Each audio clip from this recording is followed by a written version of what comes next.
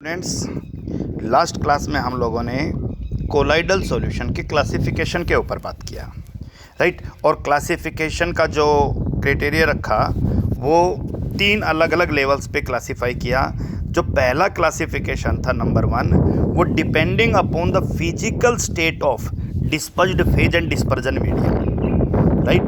Dispersed phase और dispersion medium के physical state के आधार पे क्लासिफिकेशन किया हमने पहला, राइट। और आप लोगों को कुछ एग्जांपल्स भी बताए कि अगर डिस्पर्स्ड फेज सॉलिड है, डिस्पर्जन मीडियम लिक्विड है, आप इसको सोल कहिए। अगर डिस्पर्स्ड फेज लिक्विड है और डिस्पर्जन मीडियम सॉलिड है तो लिक्विड इन सॉलिड को आप जेल कहिए। अगर दोनों के दोनों आपके गैस हैं तो आप लोग इसको इमल्सन कहिएगा, राइट। आप लोगों को बताया कि जहाँ भी डिस्पर्जन मीडियम सॉलिड हो और फिजिकल स्टेट भी सॉलिड मिले, जैसे गैस इन सॉलिड और सॉलिड इन सॉलिड, तो आप इसको सॉलिड सोल कहिए। जहाँ डिस्पर्जन मीडियम गैस हो उसको आप एरोसोल कहेंगे। डिस्पर्जन मीडियम वाटर हो उसको हाइड्रोसोल कहोगे। डिस्पर्जन मीडियम एल्कोहल हो एल्कोसोल कहोगे।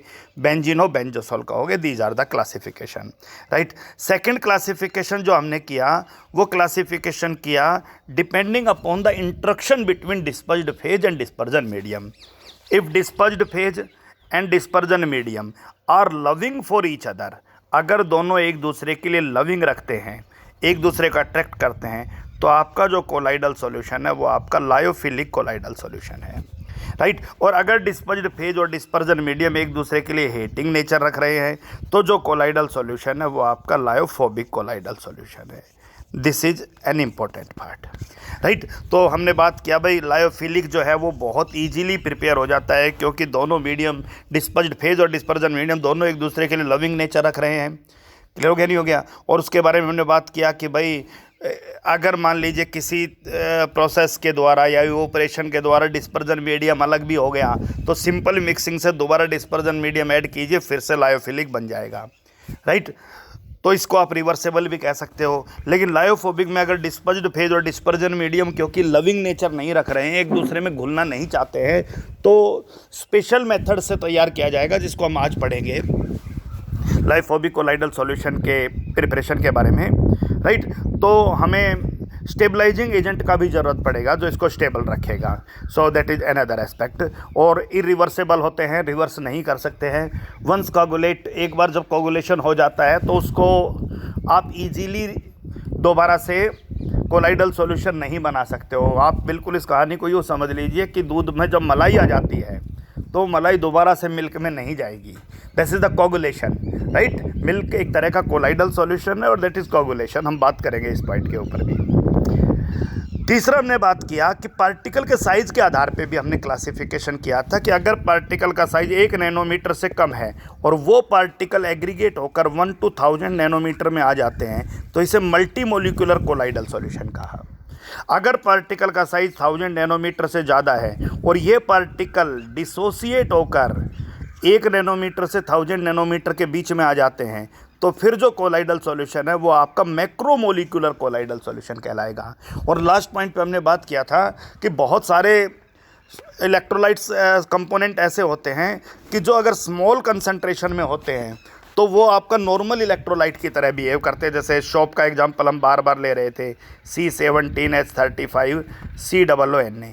अगर आप इस शॉप को स्मॉल कंसंट्रेशन में वाटर में ऐड करते हो तो ये आयंस में टूट जाएगा। C17H35 COO negative and Na positive, normal electrolyte की तरह बिहेव करेगा, ठीक है। लेकिन जैसे ही शॉप की कंसंट्रेशन आप बढ़ाओगे ये अपनी पार्टिकल के साइज को एग्रीगेट कर 1 नैनोमीटर से 1000 नैनोमीटर के बीच में ले आएगा। और इसी प्रोसेस से क्योंकि पार्टिकल का साइज 1 नैनोमीटर से 1000 नैनोमीटर हो गया तो सीधा सा बात है आपका सॉल्यूशन कोलाइडल सॉल्यूशन तैयार हो गया। That is another method, right. तो हम लोग इस प्रोसेस का मैकेनिज्म को भी समझने की कोशिश कर रहे थे कि आखिर हो क्या रहा है। हो ये रहा है भाई, सबको पता है कि जब ये आयनाइज होता है तो इस तरह का आयंस में टूटता है। तो ये जो लार्जर पार्ट है ये नॉन पोलर पार्ट है और नॉन पोलर पार्ट आपका वाटर को रिपेल करने वाला है, हाइड्रोफोबिक पार्ट है। और ये जो हेड है ये हाइड्रोफिलिक पार्ट है, राइट। तो जब भी वाटर के अंदर आप लोग शॉप डालोगे तो ये आयोनाइज होगा शॉप का ये नेगेटिव पार्ट वाटर की तरफ रहेगा, नेगेटिव पार्ट वाटर की तरफ रहेगा, नेगेटिव पार्ट वाटर की तरफ रहेगा। यही बात हमने किया, क्योंकि वाटर पोलर है और ये नेगेटिव पार्ट भी पोलर पार्ट है, ये वाटर की तरफ है। लेकिन जैसे जैसे शॉप की कंसंट्रेशन आप बढ़ाओगे वैसे वैसे क्या होगा, ये नॉन पोलर और नॉन पोलर पार्ट एक दूसरे को इकट्ठा करेंगे, और नॉन पोलर और नॉन पोलर पार्ट इकट्ठा करके किसकी फॉर्मेशन कर देंगे, मिसलीज का फॉर्मेशन कर देंगे, जिनका साइज 1 to 1000 नैनोमीटर आ जाएगा। यही पॉइंट पे बात किया। और एक लास्ट में फिर लिखा था क्लीनिंग एक्शन ऑफ शॉप, जिसके बारे में हमने कल बात नहीं किया था, लेकिन वो बिल्कुल वही चीज़ है। एक्सपेक्ट कर रहा था मैं आपसे कि भाई आप लोग खुद भी पढ़ लोगे और बहुत सारे स्टूडेंट ने पढ़ भी लिया होगा। क्लीनिंग एक्शन ऑफ शॉप में देखिए क्या है कि ये आपका शॉप है, फिर वही बात है COON है। आपने क्या किया भाई, वाटर लिया शॉप और ऑयली डर्ट लिया, जिसकी धुलाई करनी है वो आपका ऑयली डर्ट है। और ऑयली डर्ट को आप सभी स्टूडेंट समझ लीजिए कि ये नॉन पोलर डर्ट है। डर्ट जो है वो पोलर नहीं है, नॉन पोलर है, और वाटर हमारा क्या है, पोलर पार्ट है। क्लियर हो गया? तो जब भी हम पानी में डिप करेंगे, आप सबको पता है सबसे पहले शॉप जो है वो आयोनाइज हो जाएगा, COO नेगेटिव और Na पॉजिटिव, राइट। तो ये जो नेगेटिव पार्ट है, ये जो पूरा पार्ट है, ये पूरा पार्ट ये क्लीनिंग का काम करेगा, क्लीनिंग का एक्शन करेगा।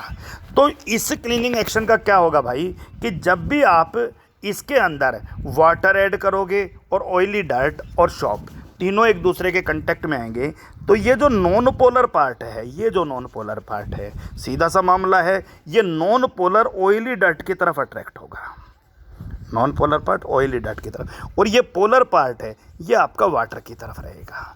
तो ये मान लीजिए ऑयली डर्ट है। अब इस ऑयली डर्ट की तरफ कौन सा पार्ट आएगा, non polar part, non polar part, non polar part, non polar part, non polar part. This is negative charge, negative charge, negative charge, negative negative charge away रहेगा।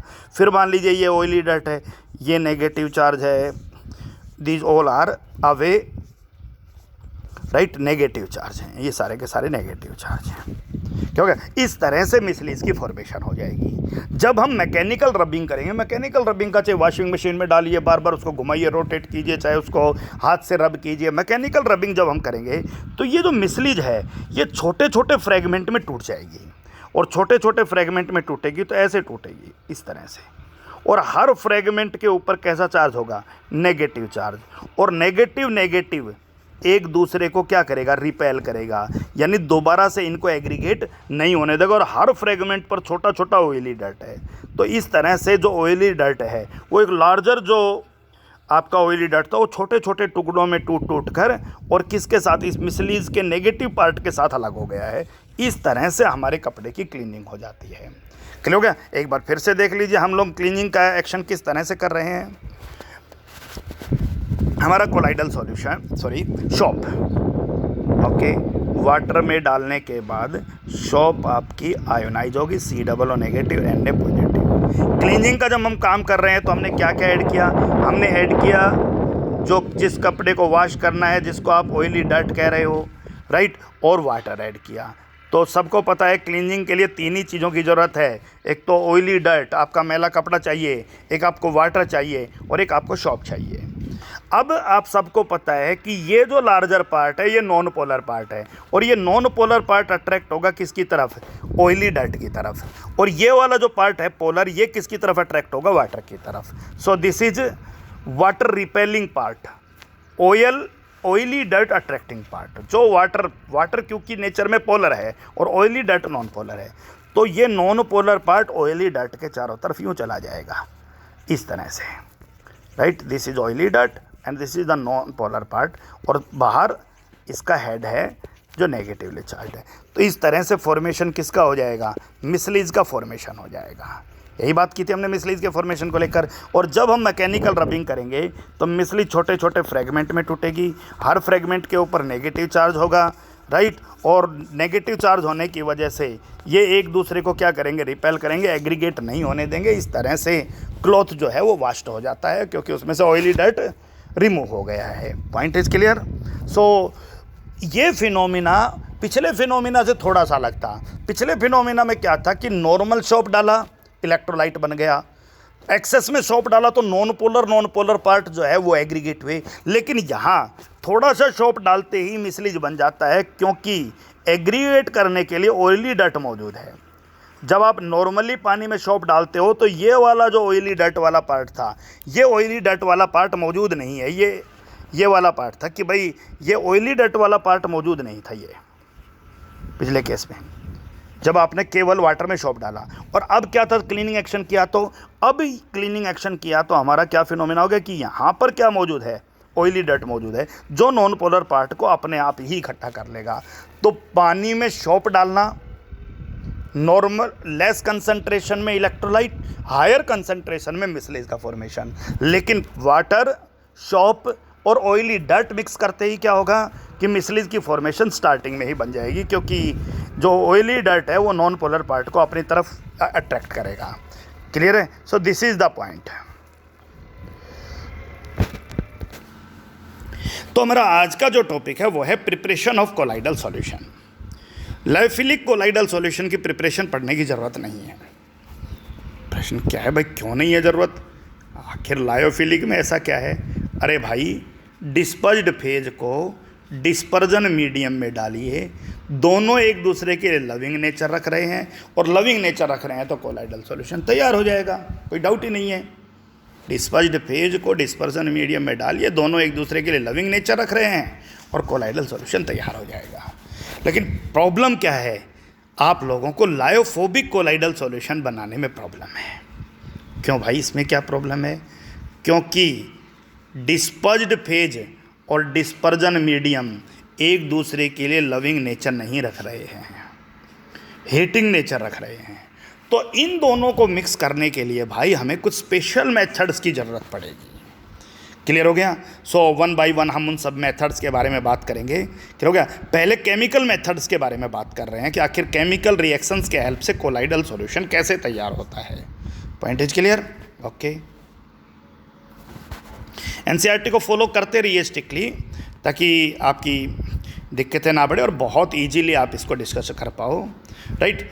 बहुत सारी अलग अलग रिएक्शंस के हेल्प से आप लोग कोलाइडल सॉल्यूशन बना सकते हो। रिएक्शन में आपकी ऑक्सीडेशन रिएक्शन के हेल्प से कोलाइडल सॉल्यूशन बन जाता है, रिडक्शन रिएक्शन के हेल्प से कोलाइडल सॉल्यूशन बन जाता है, हाइड्रोलाइसिस रिएक्शन विद वाटर के हेल्प से कोलाइडल सॉल्यूशन बन जाएगा, और डबल डीकम्पोजिशन रिएक्शन के हेल्प से भी दोनों के दोनों रिएक्टेंट डीकम्पोज होंगे, उनकी हेल्प से भी कोलाइडल सॉल्यूशन तैयार होगा। वन बाय वन हम बात करेंगे सभी के बारे में। Point clear? कि कोलाइडल सॉल्यूशन को अलग अलग रिएक्शंस के हेल्प से बनाया जाएगा। आर्सेनिक ऑक्साइड AS2O3 और H2S गैस को जब आप आपस में रिएक्ट कराओगे तो आर्सेनिक अपना सल्फाइड बना लेगा, AS2S3। राइट? आर्सेनिक तो बना लेगा क्या, अपना सल्फाइड बना लेगा, और H और O क्या बनाएगा, H2O बनाएगा। ये जो आर्सेनिक सल्फाइड बनेगा भाई, ये आपका 1 नैनोमीटर से 1000 नैनोमीटर के बीच की रेंज का ही बनेगा, और बीच की रेंज का बना तो इसका मतलब ये कोलाइडल सॉल्यूशन तैयार हो गया।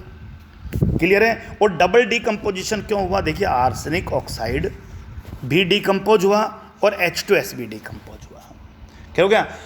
आप लोग आमतौर पे आयोनिक केसेज में ऐसे रिएक्शंस को डबल डिस्प्लेसमेंट कहते थे, लेकिन वो आयोनिक कंपाउंड्स के केस में कहा जाता है एक्सचेंज ऑफ आयन होता है। याद कीजिए आप लोग लोअर क्लासेज में, राइट? क्योंकि H2S तो एक कोवलेंट कंपाउंड है, तो यहाँ एक्सचेंज ऑफ आयन्स नहीं कहोगे आप लोग। So it is called double decomposition reaction, arsenic oxide और H2S के बीच में रिएक्शन। Point clear?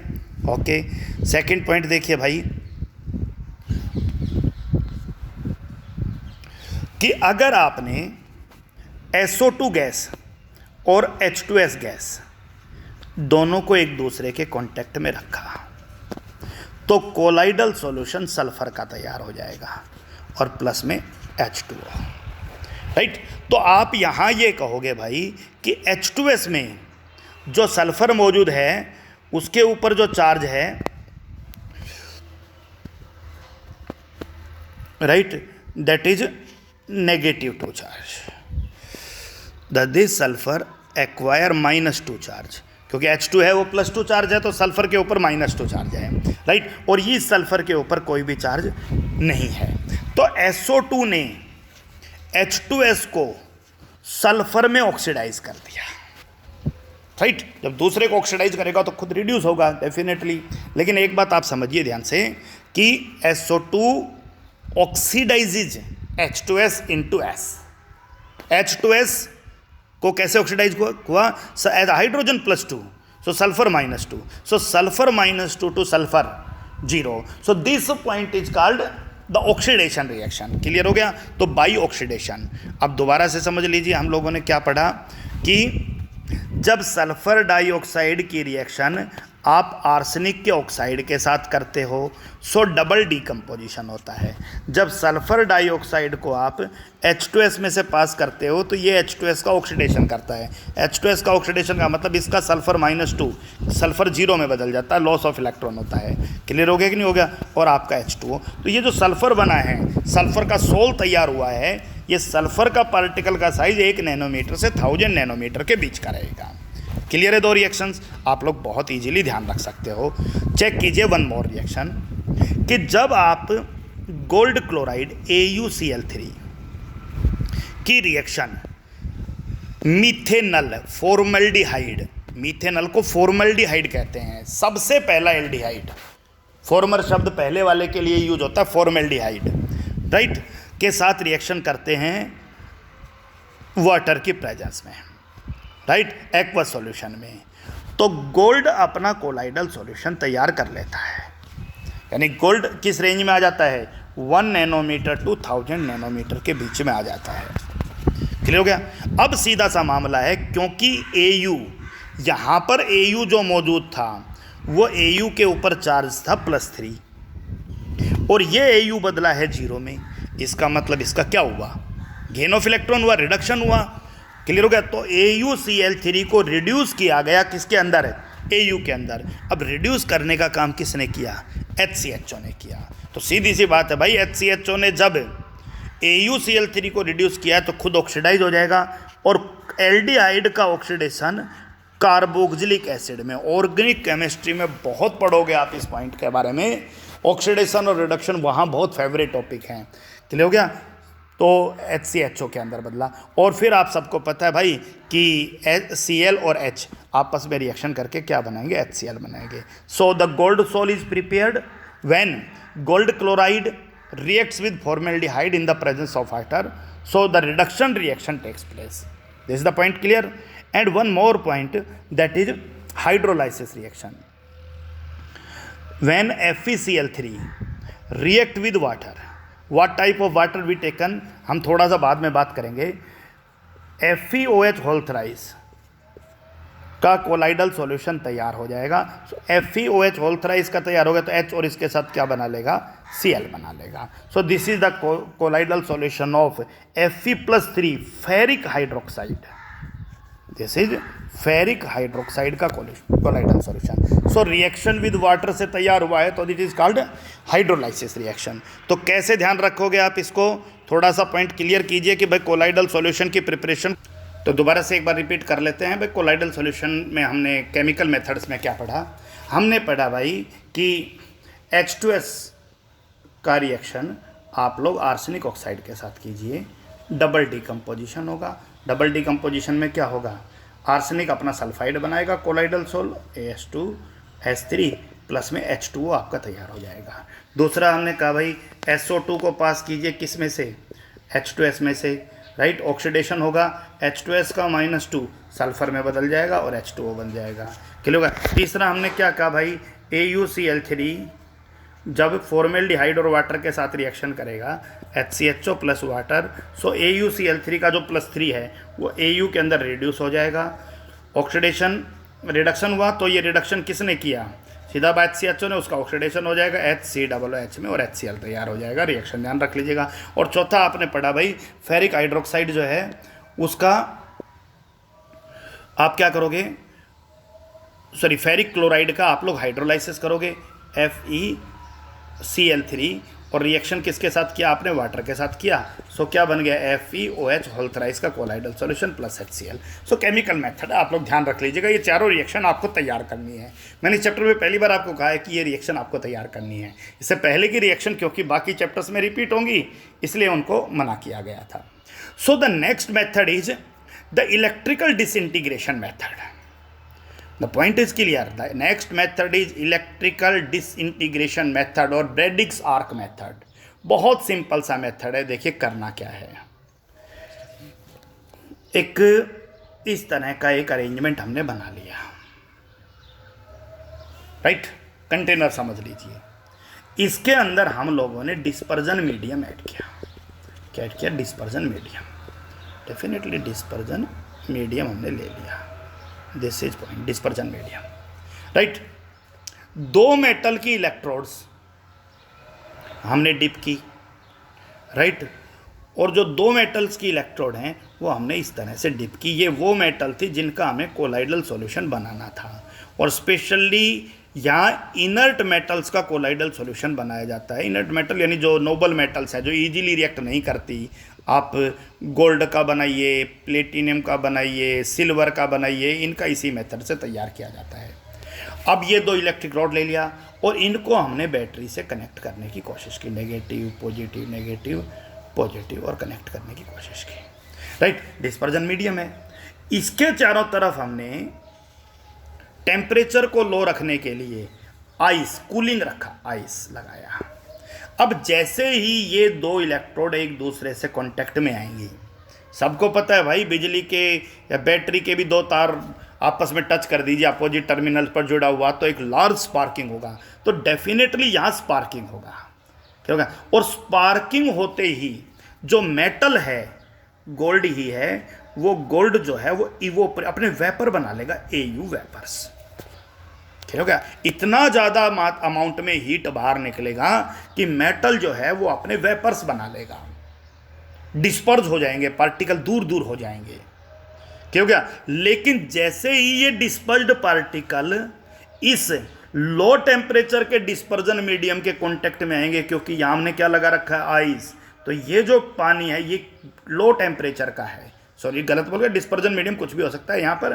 तो जो डिस्पर्जन मीडियम है वो लो टेम्परेचर का है। तो सबको पता है भाई गैसियस पार्टिकल, राइट, और डिस्पर्जन मीडियम के कांटेक्ट में आएंगे। कांटेक्ट में आते ही इनका हो जाएगा कंडेंसेशन, और कंडेंसेशन होते ही एग्रीगेट होंगे और इनके पार्टिकल के साइज की रेंज 1 नैनोमीटर टू 1000 नैनोमीटर आ जाएगी।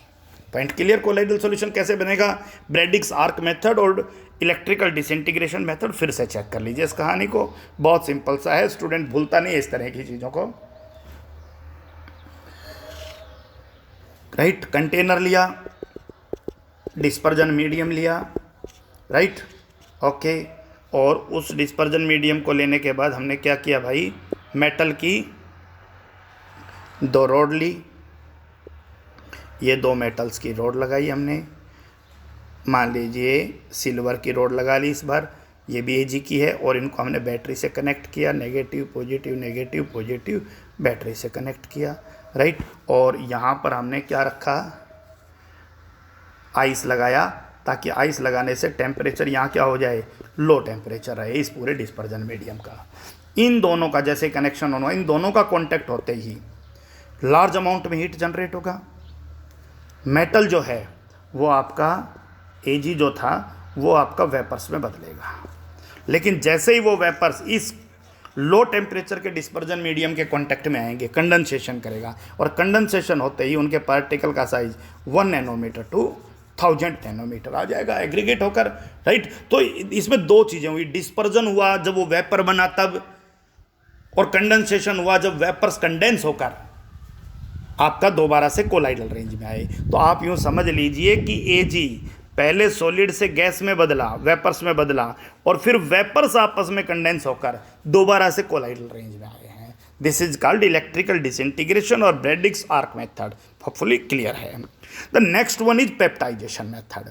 अब पेप्टाइजेशन की कहानी समझने से पहले आप लोग थोड़ा चार्ज की कहानी समझ लीजिए, ये एक बड़ा इंपॉर्टेंट पार्ट है। अगर ये, क्योंकि ये हमारे लिए जानना सबसे ज़्यादा जरूरी है अब इस टॉपिक में। अभी जो जिस टॉपिक पे बात कर रहे हैं समझिए ध्यान से कि जब भी कोई कोलाइडल सॉल्यूशन तैयार होता है, उस कोलाइडल सॉल्यूशन के पार्टिकल पर कोई चार्ज नहीं होता, वो न्यूट्रल होते हैं। When colloidal solution is prepared, ध्यान दीजिएगा, दे आर न्यूट्रल पार्टिकल। और न्यूट्रल पार्टिकल होना, क्योंकि न्यूट्रल पार्टिकल हैं तो डेफिनेटली उनके बीच में वंडरवाल फोर्स काम करेगी, और वंडरवाल फोर्स की वजह से वो एग्रीगेट होंगे, राइट। और कोलाइडल पार्टिकल जैसे ही एग्रीगेट होंगे उनका साइज 1000 नैनोमीटर से बड़ा हो जाएगा, और 1000 नैनोमीटर से बड़ा हो गया तो आपका सॉल्यूशन कोलाइडल नहीं रहा, सस्पेंशन की रेंज में चला गया। तो प्रॉब्लम ये है भाई, बड़ी प्रॉब्लम है कोलाइडल पार्टिकल का न्यूट्रल होना। तो जैसे ही कोलाइडल सॉल्यूशन बनाया जाता है, इनकी न्यूट्रलिटी को ख़त्म करना बहुत ज़्यादा ज़रूरी है, वरना कोलाइडल सॉल्यूशन बहुत जल्दी ख़राब हो जाता है, मोमेंटरली ही ख़राब हो जाएगा आपका, वो कोलाइडल रहेगा ही नहीं। ध्यान दीजिएगा, कोलाइडल सॉल्यूशन बनाते ही उनके पार्टिकल पर चार्ज लाना बहुत ज़्यादा ज़रूरी है। क्लियर है? क्योंकि अगर पार्टिकल पर चार्ज नहीं होगा तो non polar particle, neutral particle aggregate होंगे, और एग्रीगेट होकर वो कोगुलेशन बोलते हैं। कोगुलेशन का मतलब जैसे आप प्रेसिपिटेशन कहते थे, कोगुलेशन हो जाएगा, राइट। तो हमें कोगुलेशन नहीं होने देना है, हमें कोलाइडल पार्टिकल को स्टेबल बना के रखना सॉल्यूशन को। तो क्या करते हैं भाई कि इसके अंदर इलेक्ट्रोलाइट ऐड करते हैं। अब ध्यान दीजिए इलेक्ट्रोलाइट का खेल। इलेक्ट्रोलाइट स्मॉल अमाउंट में ऐड कर दिया, ए पॉजिटिव और बी नेगेटिव। एक टॉपिक के बाद हम लोग पढ़ेंगे चार्ज ऑन कोलाइडल सॉल्यूशन, और बहुत इंटरेस्टिंग टॉपिक है। कोलाइडल पार्टिकल के अंदर एक यूनिक एबिलिटी होती है कि वो इलेक्ट्रोलाइट के किसी सूटेबल आयन को ही एब्जॉर्ब करते हैं। अब वो इलेक्ट्रोलाइट पे डिपेंड करेगा क्या डालने वाले हो, क्या नहीं डालने वाले हो, और कोलाइडल पार्टिकल के नेचर पे भी डिपेंड करेगा। ठीक है, मान लीजिए ये एक एक्स कोलाइडल सॉल्यूशन है और ये नेगेटिव पार्टिकल को अपने अंदर एब्जॉर्ब करता है, तो हर पार्टिकल पर कैसा चार्ज आ जाएगा? नेगेटिव चार्ज आ जाएगा। हर पार्टिकल पर नेगेटिव चार्ज आ जाएगा, और नेगेटिव नेगेटिव रिपेल करेंगे, एग्रीगेट नहीं होने देंगे, कोगुलेशन नहीं होगा। फिर एक प्रश्न आता है स्टूडेंट के दिमाग में, what are the role of positive ion? Positive ion आपका सॉल्यूशन में रहेगा, वो एब्जॉर्ब नहीं हुआ ना, पॉजिटिव आयन आपका क्या होगा? सॉल्यूशन में रहेगा। और इन पॉजिटिव आयन को कई बार इलेक्ट्रोलाइट एक्स्ट्रा भी ऐड कर दिया जाता है। तो हम अगला जो टॉपिक पढ़ेंगे प्योरिफिकेशन, उसमें एक्सेस जो अपोजिट आयन हैं उनको बाहर निकालेंगे हम लोग। यानी हमारा अभी टॉपिक ख़त्म नहीं हो रहा, हमें क्या करना पड़ेगा कि ये ए नेगेटिव को तो एब्जॉर्ब कर लिया, ये जो ए पॉजिटिव बच गया इनको भी अभी बाहर निकालना पड़ेगा आपको। और ये टॉपिक अब कब पढ़ेंगे? हम प्रिपरेशन के तुरंत बाद, जब हम प्योरिफिकेशन पढ़ेंगे तब। लेकिन इस कहानी को समझ लो, अभी ये ख़त्म नहीं हुआ, फिर से क्लियर कर रहा हूँ मैं। यहाँ क्लियर हो जाएगा तो फिर स्टूडेंट्स को आगे तक दिक्कत नहीं आएगा। कोलाइडल सॉल्यूशन तैयार किया, these are the colloidal particles and neutral particles, no charge. So क्या किया हमने? स्मॉल अमाउंट में इलेक्ट्रोलाइट ऐड किया, राइट। स्मॉल अमाउंट में इलेक्ट्रोलाइट ऐड करते ही इसने किसी सूटेबल आयन को एब्जॉर्ब कर लिया। मान लीजिए ये एब्जॉर्ब कर लेता है पॉजिटिव को, तो पॉजिटिव को एब्जॉर्ब कर लेगा, कोई दिक्कत नहीं है। तो हर पार्टिकल के पे कैसा चार्ज आ गया? पॉजिटिव। और पॉजिटिव पॉजिटिव रिपेल करेगा, रिपेल करेगा। इसका सीधा सा मतलब क्या हुआ कि कोगुलेशन नहीं होगा, राइट, एग्रीगेट नहीं होने देगा पार्टिकल्स को। और दूसरी बात, ए पॉजिटिव एब्जॉर्ब हो गया तो बी नेगेटिव आपका सॉल्यूशन में मौजूद है, और इसको हम रिमूव करेंगे ड्यूरिंग प्योरिफिकेशन। कितना रिमूव करेंगे, सारा करेंगे या आधा करेंगे, उसके बारे में हम लोग बात करेंगे प्योरिफिकेशन में ही। लेकिन क्लियर हो गया? तो कोलाइडल सॉल्यूशन को स्टेबल करने के लिए उसमें स्मॉल अमाउंट में क्या डाला जाता है? इलेक्ट्रोलाइट ऐड किया जाता है, ध्यान रखना। क्लियर? और एक बड़ा इंटरेस्टिंग चीज़ ये है, अगर मान लो प्रश्न था सर एक्सेस में इलेक्ट्रोलाइट डालता तो क्या होते?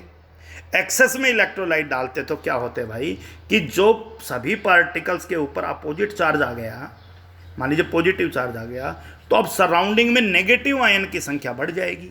वो नेगेटिव आयन के पार्टिकल जो है वो उसको कोगुलेट कर देंगे, वो उसके चार्ज को फिर से न्यूट्रल कर देंगे। क्लियर हो गया। तो एक्सेस में इलेक्ट्रोलाइट कब डाला जाएगा, जब किसी कोलाइडल सॉल्यूशन के पार्टिकल पर चार्ज आ गया है और उस कोलाइडल सॉल्यूशन के पार्टिकल के चार्ज को ख़त्म करना है।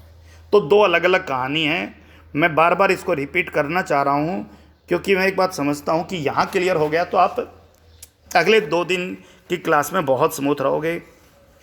कोलाइडल सॉल्यूशन बनाया, पार्टिकल पर कोई भी चार्ज नहीं था, फिर क्या किया, स्मॉल अमाउंट में इलेक्ट्रोलाइट डाला।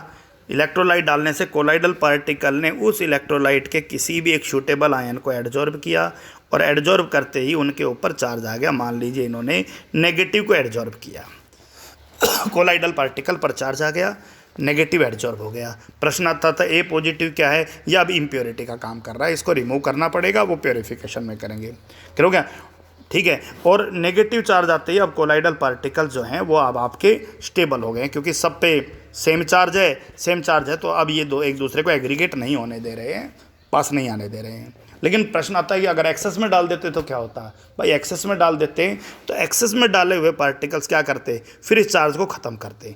चार्ज ख़त्म होते ही ये क्या हो जाता, न्यूट्रल हो जाता। न्यूट्रल होते ही फिर क्या हो जाएगा, एग्रीगेट हो जाएगा। एग्रीगेट ही तो नहीं करना चाह रहे थे, स्टेबिलिटी ही ख़त्म हो गई। तो अभी के लिए इतना ही है। 3 चीज़ों में बात करेंगे आज। प्रिपरेशन में बात कर रहा हूँ, कल प्योरीफिकेशन में जो एक्सेस आयन है उसको रिमूव करने में बात करेंगे प्योरीफिकेशन के अंदर, और फिर हम कोगुलेशन पढ़ेंगे। कोगुलेशन का मतलब कोलाइडल पार्टिकल्स को कोगुलेट कैसे किया जाए उसके बारे में बात करेंगे। तो 3 टॉपिक्स को ध्यान में रखते हुए अब समझिए हमारा अगला मेथड कि पेप्टाइजेशन। पेप्टाइजेशन क्या है भाई, कि एक कोई भी कोलाइडल सॉल्यूशन है, राइट, और उस कोलाइडल सॉल्यूशन में कोगुलेशन कर लिया गया। कोगुलेशन का मतलब है प्रेसिपिटेट बना लिया।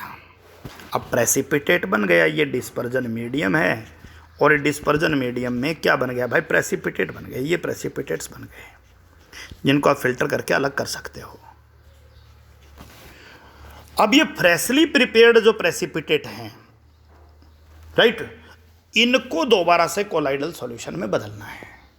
तो पेप्टाइजेशन मेथड क्या कहता है कि इसमें स्मॉल अमाउंट में आप इलेक्ट्रोलाइट ऐड कर दो, ए बी। अब क्या होगा, ये कोलाइडल पार्टिकल, ये वाला जो कोलाइडल पार्टिकल है जिसको मैं यहाँ रिप्रेजेंट कर रहा हूँ, ये वाला जो कोलाइडल पार्टिकल है, ये इसमें से किसी सूटेबल आयन को एडजॉर्ब करेगा। और मान लीजिए इसने किया नेगेटिव, अब इसमें ढेर सारे नेगेटिव चार्ज आ गए। इसमें जितना भी पार्टिकल है ना, सबके ऊपर नेगेटिव चार्ज आ गया। और भाई नेगेटिव नेगेटिव रिपेल करेगा। रिपेल होते ही ये कोलाइडल पार्टिकल छोटे छोटे टुकड़ों में टूट जाएगा और उन टुकड़ों का साइज 1 नैनोमीटर से 1000 नैनोमीटर के बीच का ही होगा। मामला क्लियर है? क्या होगा, तो थोड़ा ध्यान से समझने की कोशिश करना। हमने क्या किया, प्रेसिपिटेट था फ्रेशली प्रिपेयर्ड, और फ्रेशली प्रिपेयर्ड प्रेसिपिटेट में क्या ऐड किया हमने भाई, फ्रेशली प्रिपेयर्ड प्रेसिपिटेट में हमने क्या ऐड किया, स्मॉल अमाउंट में इलेक्ट्रोलाइट ऐड किया, राइट। और स्मॉल अमाउंट में इलेक्ट्रोलाइट ऐड करते ही आपका जो प्रेसिपिटेट था उसके पार्टिकल ने किसी सूटेबल आयन को क्या किया, एडजॉर्ब किया, राइट। और सूटेबल आयन को एडजॉर्ब करते ही, मान लीजिए ये पार्टिकल्स थे, सूटेबल आयन को एडजॉर्ब करते ही अब इसके पार्टिकल्स पर आ गया चार्ज। मान लीजिए इसके सभी पार्टिकल पर पॉजिटिव चार्ज आ गया, सब पे पॉजिटिव, सब पे पॉजिटिव। अब ढेर सारे पॉजिटिव हैं यहाँ पे, वो एक दूसरे को क्या करेंगे, रिपेल करेंगे। रिपेल होते ही ultimately break up into smaller particle and what size of the colloidal range, that is 1 nanometre to 1000 nanometre. अब कैसे चार्ज आया सूटेबल को, उसके बारे में हम चार्ज के बारे में बात करेंगे। Hopefully the point is clear. अब मामला आता है भाई कि प्योरीफिकेशन ऑफ कोलाइडल सॉल्यूशन। जो कोलाइडल सॉल्यूशन बन गया ना, उसको कैसे प्योरीफाई करोगे। तो प्रिपरेशन के तो बहुत सिंपल 3 मेथड आपके यहाँ जिक्र में आए। नंबर 1 बहुत मुश्किल नहीं है। Number 1 chemical method. और केमिकल मेथड में बच्चों हमने क्या पढ़ा, केमिकल मेथड में हमने सीधा सा बात किया कि भाई आर्सेनिक ऑक्साइड और SO2 डबल डिकम्पोजिशन करते हैं, राइट। SO2 और H2S जब ट्रीट करते हो आप लोग, तो सल्फर -2 जो है, H2S का सल्फर -2, वो सल्फर के अंदर ऑक्सीडाइज हो जाता है। हमने बताया भाई AuCl3 की रिएक्शन फॉर्मेल्डिहाइड और वाटर के साथ करते हो HCHO, राइट। और वाटर के साथ करते हो Au+3 Au में रिड्यूस होकर कोलाइडल सॉल्यूशन बना लेता है, और FeOCl3 फेरिक क्लोराइड का जब आप हाइड्रोलाइसिस करते हो तो फेरिक हाइड्रोक्साइड का कोलाइडल सॉल्यूशन बन जाता है।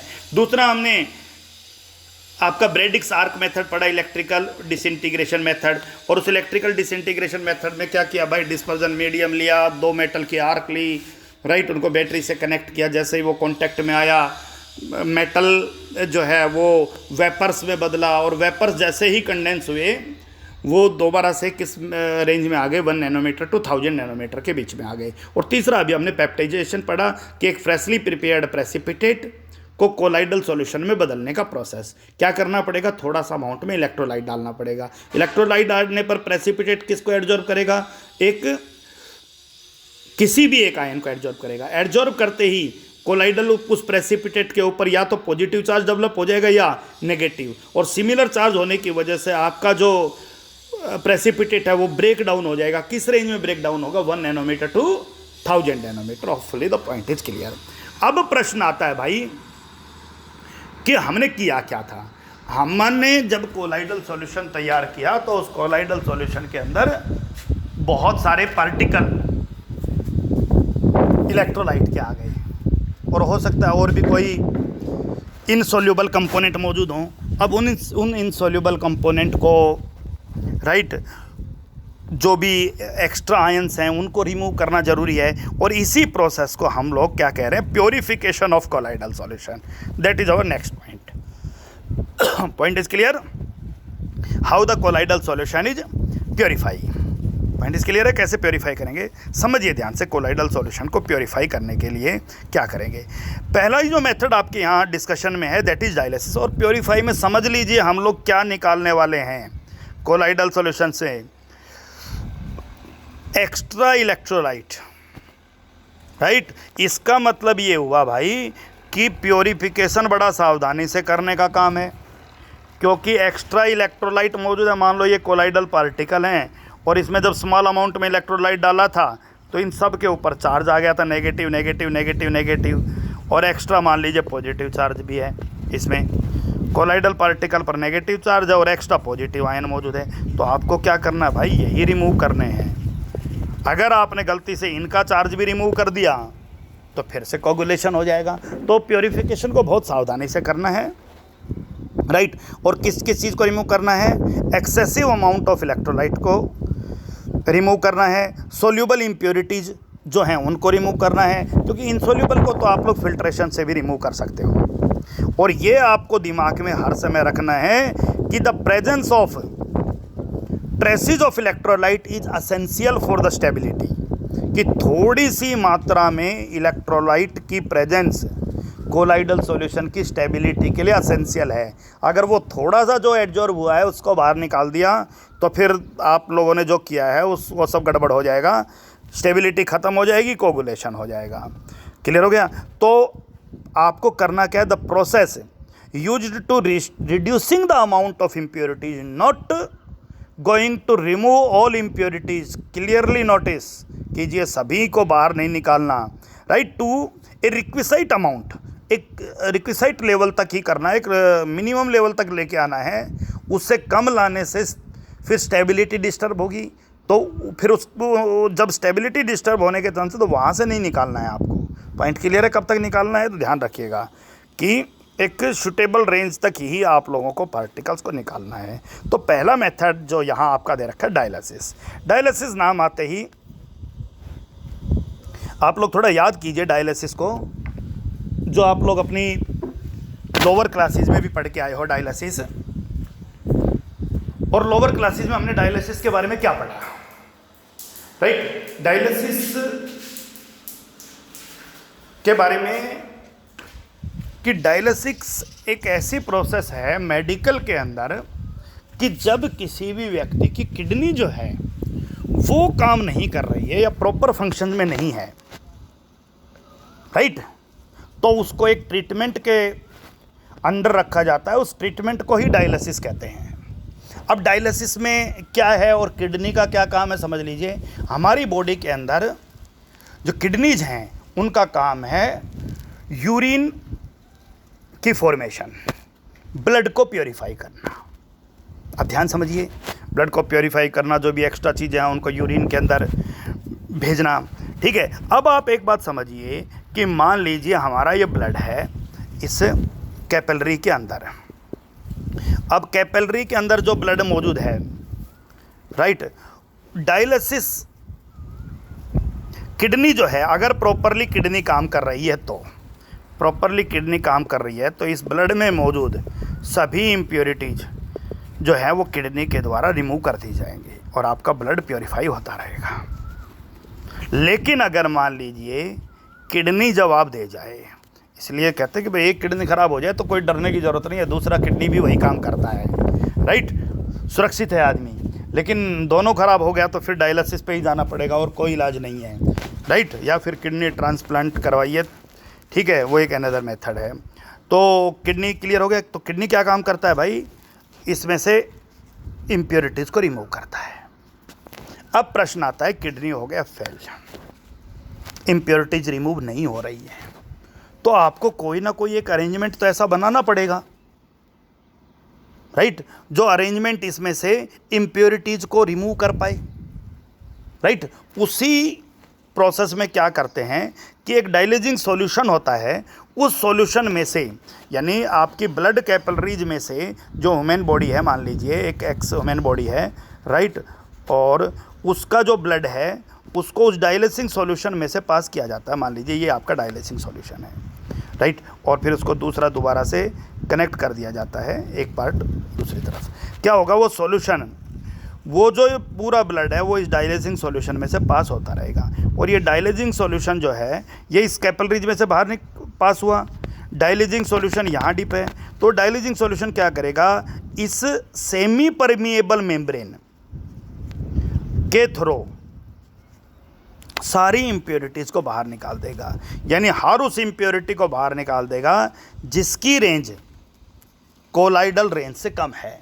जो 1 नैनोमीटर से स्मॉल पार्टिकल उन सबको बाहर निकाल देगा और सारी इम्प्योरिटीज बाहर चली जाएंगी। सारी इम्प्योरिटी बाहर चली जाएंगी तो आपके ब्लड में से इम्प्योरिटी बाहर हो गई तो आपका ब्लड जो है उसके प्योरीफिकेशन होने लग गया। तो इसका मतलब तो ये सेफ प्रोसेस इसलिए भी नहीं है ना भाई कि आदमी डायलिसिंग जैसे ही बंद हुआ फिर से दोबारा से इम्प्योरिटी इकट्ठा होना शुरू हो जाएगा। तो इसलिए स्वस्थ रहना ही सबसे सुरक्षित तरीका है। तो अब डायलिसिंग में क्या करेंगे भाई, डायलिसिस में हम, प्रोसेस तो क्लियर है आपके लिए कि ये आपका एक कोई कोलाइडल सॉल्यूशन है, इसको एक ऐसे बैग में डाल देंगे हम, जो बैग इस तरह की मेम्ब्रेन का बना हुआ है कि वो अपने अंदर से ओनली अलाउ करेगा किस पार्टिकल को, लेस देन 1 नैनोमीटर, 1 नैनोमीटर से छोटे सभी पार्टिकल को अपने अंदर से अलाउ करेगा।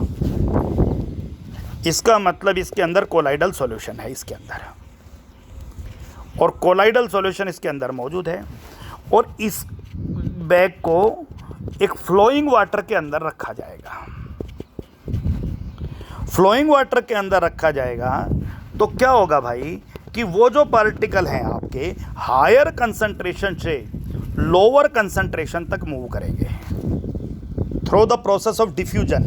डिफ्यूजन को समझने की कोशिश करो, लोअर क्लासेस में पढ़ा है कि मान लीजिए कहीं आपने अगरबत्ती जलाया है तो उसकी खुशबू पूरे कमरे में फैल रही है, higher concentration to lower concentration. Clear हो गया। खाना बन रहा है, मान लीजिए कहीं उसकी स्मेल दूर तक जाती है तो वो higher concentration to lower concentration.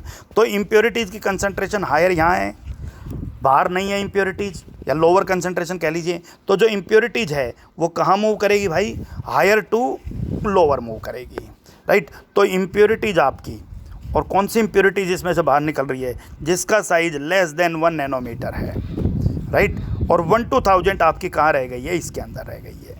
ठीक है, किस किस का साइज लेस देन 1 नैनोमीटर है, सभी आयंस का साइज लेस देन 1 नैनोमीटर है, जो भी आपके ट्रू सॉल्यूशन तैयार करते हैं। याद कीजिए कल पहले भी हमने बात किया कि प्योर वाटर में NaCl डालिए, ट्रू सॉल्यूशन बनाएगा, पार्टिकल का साइज 1 नैनोमीटर से कम होगा, राइट। तो ये अपोजिट आयन बाहर निकलेंगे। लेकिन फिर वही बात है कि आप लोग इस डायलिसिस को कंटिन्यू नहीं रख सकते हो, क्योंकि अगर आपने कंटिन्यू रखा तो पहले तो जो एक्स्ट्रा आयन है वो बाहर निकलेंगे, और वो एक्स्ट्रा आयन बाहर निकलने के बाद फिर जो एडजॉर्ब आयन है वो बाहर निकल जाएंगे, और एडजॉर्ब आयन बाहर निकलते ही आपका कोलाइडल पार्टिकल एग्रीगेट हो जाएगा, एग्रीगेट होते ही कोगुलेशन हो जाएगा। तो इसका मतलब ये हुआ कि डायलिसिस करते समय सावधानी कर क्या रखना है कि एक्सेसिव डायलिसिस नहीं होना चाहिए, एक लिमिट रेंज पे रोकना है कि जितना आवश्यक है उतना ही इलेक्ट्रोलाइट आयंस बाहर निकाला जाएगा, उसके बाद नहीं निकालना है। पॉइंट क्लियर है? डायलिसिस जनरली एक स्लो प्रोसेस है, तो डायलिसिस क्लियर है या नहीं है? राइट, दोबारा से मैं एक बार रिपीट कर देता हूँ। डायलिसिस में क्या कर रहे हैं हम? डायलिसिस में क्या कर रहे हैं भाई कि कोलाइडल सॉल्यूशन को एक ऐसे मेम्ब्रेन के बैग में रखा, दैट इज़ एनिमल मेम्ब्रेन कह लीजिए, ब्लेडर, राइट, और पर्चमेंट मेम्ब्रेन या सेलोफेन सीट। और इनकी खासियत कि ये अपने अंदर से अलाउड नहीं करती, किसको अलाउड नहीं करती? 1 नैनोमीटर से लार्ज पार्टिकल को अलाउड नहीं करती हैं। ये किसको अलाउड करती हैं? 1 नैनोमीटर से स्मॉल पार्टिकल को अलाउड करती है। और इसको आप फ्रेश वाटर, फ्लोइंग वाटर जो पास हो रहा था उसके अंदर डिप कीजिए आप। अब डिप कीजिए तो क्या होगा? डिफ्यूजन होगा। हायर कंसंट्रेशन से लोअर कंसंट्रेशन की तरफ कौन मूव करेगा? कोलाइडल पार्टिकल मूव करेगा, हायर टू लोअर। और सॉरी, कोलाइडल पार्टिकल नहीं, इम्प्योरिटीज़ मूव करेंगे, सारी इम्प्योरिटीज़ बाहर चली जाएगी और अंदर क्या रह जाएगा? Colloidal particle. यानी 1 to 1000 नैनोमीटर कहाँ रहेगा? अंदर रह जाएगा। 1 नैनोमीटर से स्मॉल कहाँ आ जाएगा? इस एनिमल मेम्ब्रेन, पर्चमेंट मेम्ब्रेन से बाहर आ जाएगा। क्लियर हो गया? डायलिसिस इनिशियली एक स्लो प्रोसेस है। तो करते क्या है भाई कि इलेक्ट्रिसिटी के हेल्प से डायलिसिस करते हैं। अब इलेक्ट्रिसिटी के हेल्प से डायलिसिस केवल वहीं हो सकता है जहाँ पर इम्प्योरिटीज़ आयंस हों। अगर कोई न्यूट्रल इम्प्योरिटी है तो वो तो इलेक्ट्रिसिटी का उसके ऊपर तो कोई इफेक्ट है नहीं। तो वही प्रोसेस आपका कि ये आपका बैग है, ये वही वाटर है, लेकिन इस बार क्या लगा दिया? यहाँ पर इलेक्ट्रोड्स लगा दिए, राइट, ओके, इलेक्ट्रोड्स लगा दिए और ये बैटरी से कनेक्ट कर दिया, right, negative positive, negative positive, negative positive. और इलेक्ट्रोड इस तरीके से लगाए जाते हैं कि आप लोगों को इम्प्योरिटीज़ का आइडिया होना चाहिए। पॉजिटिव इम्प्योरिटीज़ है तो इलेक्ट्रोड उसके पास रखना है जो अपोजिट आयंस को, यानी मान लीजिए अगर आपका पॉजिटिव इम्प्योरिटीज़ मौजूद है, कोलाइडल पार्टिकल पर नेगेटिव चार्ज है, इम्प्योरिटी पॉजिटिव है, तो ये नेगेटिव के पास रखा जाएगा, पॉजिटिव पॉजिटिव को खींच लेगा। लेकिन इलेक्ट्रोड तो दूसरा भी है। तो इसमें यही ध्यान रखना पड़ेगा कि अगर आपने इसको लंबे समय तक रख लिया तो फिर सारा मामला उल्टा हो जाएगा। पहले एक्स्ट्रा आयन बाहर निकले, फिर जो एडजॉर्ब आयन है, क्योंकि दूसरा इलेक्ट्रोड वो भी बाहर निकल जाएगा। तो इलेक्ट्रोडायलिसिस कंपेरेटिवली एक फास्ट प्रोसेस है। और इलेक्ट्रोडायलिसिस में हम क्या कर रहे हैं भाई, क्यों और ज़रूरत क्यों पड़ा? क्योंकि डायलिसिस एक स्लो प्रोसेस था, तो उसको फर्स्ट किया गया। क्या करके फर्स्ट किया गया? इलेक्ट्रिक फील्ड अप्लाई किया गया। कब कब कर सकते हैं? जब डिजोल्व्ड इम्प्योरिटी जो है वो केवल इलेक्ट्रोलाइट हो। तो इस प्रोसेस को में हम क्या करेंगे भाई कि वही एक सेमी परमिएबल मेम्ब्रेन वाला बैग लिया, राइट, और उसको उसी तरह से वाटर के अंदर रखा, इलेक्ट्रोड्स लगा दिया गया, चार्ज्ड इम्प्योरिटी जो है वो बाहर निकल जाएगी। Point is clear? And the last method for purification is the ultra filtration. Ultra filtration की कहानी समझिए। आप लोग एक वर्ड से परिचित हो, filter paper. Filter paper.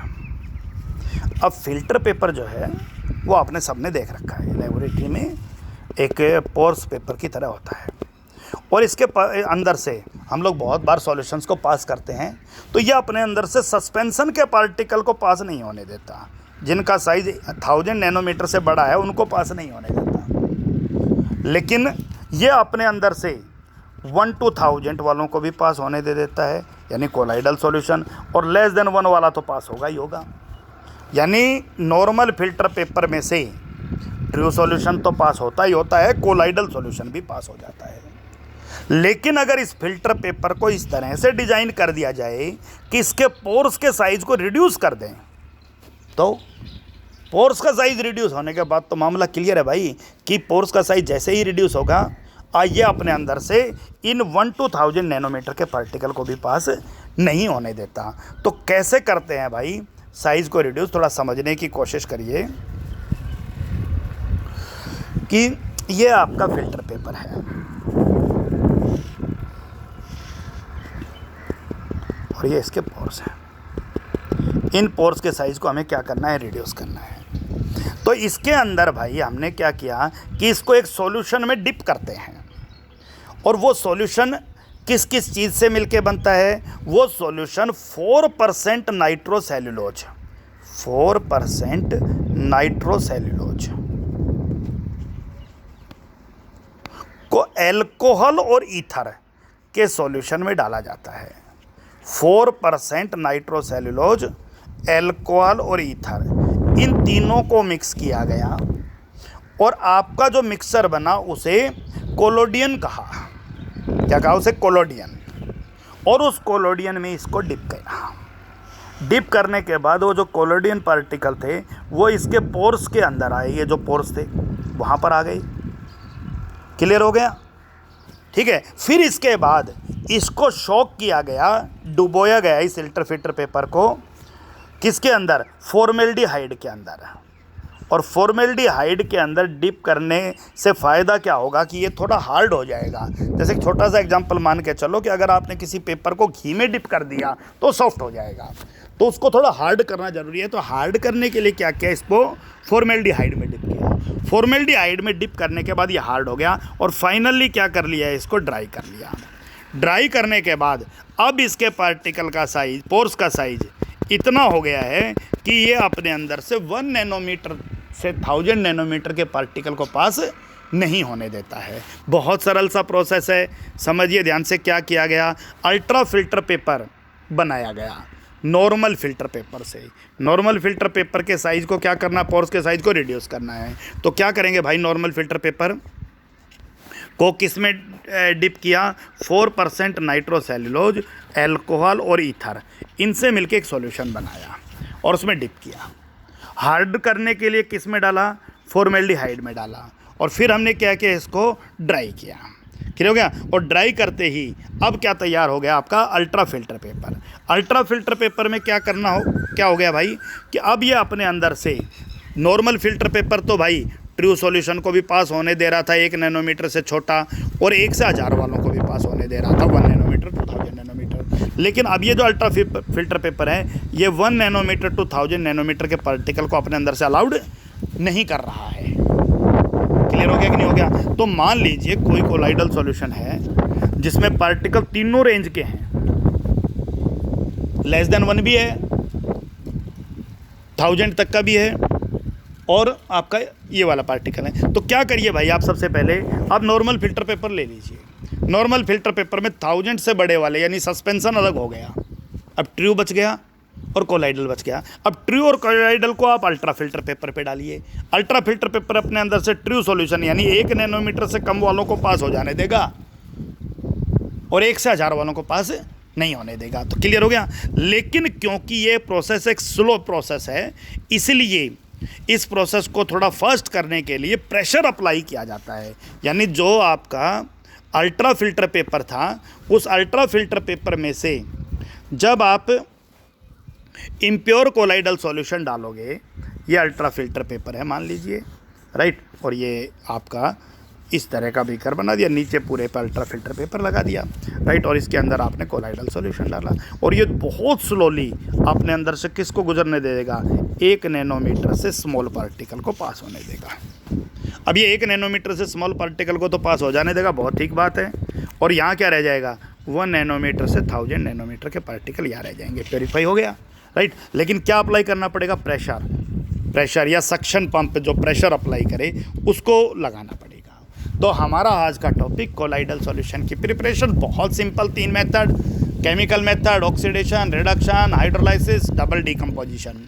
Clear हो गया? ब्रेडिक शार्प मेथड जिसमें किसी भी मेटल का कोलाइडल सॉल्यूशन बनाना है, जिसमें आपको 2 चीज़ें करनी है, डिस्पर्जन करना है पहले और फिर कंडेंसेशन करना है। तीसरा फ्रेशली प्रिपेयर्ड प्रेसिपिटेट से कोलाइडल सॉल्यूशन तैयार करने का पेप्टाइजेशन मेथड। और चार्ज का महत्व समझना बहुत ज़्यादा ज़रूरी है, क्योंकि नेक्स्ट क्लास में हम लोग चार्ज पे पहुँच ही जाएंगे प्रॉपर्टीज़ के तुरंत बाद कि चार्ज कैसे इंट्रोड्यूस होता है। क्लियर हो गया? और उसके बाद बात आई भाई प्योरीफिकेशन ऑफ कोलाइडल सॉल्यूशन। 3 बहुत सिंपल मेथड यहाँ डिस्कशन में आए। पहला dialysis, the second one is electrodialysis. Dialysis और इलेक्ट्रोडायलिसिस में कोई ज़्यादा फर्क नहीं था। और तीसरा आपका अल्ट्राफिल्ट्रेशन। तो फिर से समझ लीजिए, मैं बार बार क्यों कहता हूँ कि सरफेस में कुछ भी याद करने का नहीं है, इतना आसान थियोरेटिकल यूनिट है कि एक बार इसके प्रोसेसेस को समझ लीजिए, ये परमानेंटली दिमाग के अंदर बैठ जाते हैं। समझना बहुत ज़रूरी है कि प्रोसेस के अंदर हो क्या रहा है। So that's all for the today. Next class में प्रॉपर्टीज ऑफ कोलाइडल सॉल्यूशन पे बात करेंगे, राइट।